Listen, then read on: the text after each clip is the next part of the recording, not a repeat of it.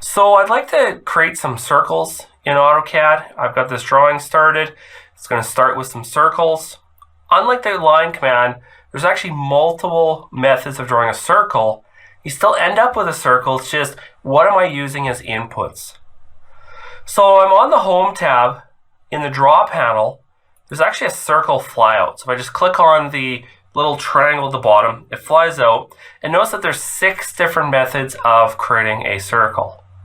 Now the first 2 are very similar, center radius and center diameter. So you pick a center point and then either specify the radius of the circle or the diameter of the circle. So I'll say radius here. I'm going to pick my center point. I'm going to say I want a radius of 3. I'll hit enter and it's created that circle. Well, I'm going to use a center diameter, and you can enter in the coordinates of the starting point. So I'd like to create this at 25, 12, and I've actually snapped that location specifically. In this case, I want a diameter of 3, so I'll key in 3, press enter, and it's created that circle. A little tip here is the circle command will remember the last used value, even if I've switched between radius and diameter. So if I go back and start a center radius and I pick my point, notice that it wants to specify the radius. And if we look at the command line, it's defaulting to 1.5, which is half of 3, which was that diameter I used, which means I can just press enter and it just snaps to whatever the last size I used. So a little tip there, circle command remembers the previous used size. The next kind of area in here are the 2-point and 3-point, where you pick points along the circumference and those define the size of the circle. So if I go 2-point, I'm basically picking the diameter, but it's the distance and the direction that defines the size of that circle.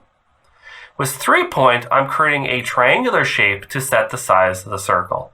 So I pick my first point, my second point, my third point, and that's what's used to define the circle. So that one is typically used when you've got existing geometry that you kind of want to snap between, so you use the 3-point. The last 2, you definitely need to have an existing geometry. So we can do tan radius and tan. So the tan is short for tangent, and tangency is when you have something curved and it comes into contact with something else, either another curved surface or another flat surface. It's that point of contact where that surface, where that circular shape comes into contact with the other one. So I want to create a tangent circle. So tangent, and notice the little symbol that pops up. So it's showing me that it's going to snap tangent, and it snaps that circle into fit.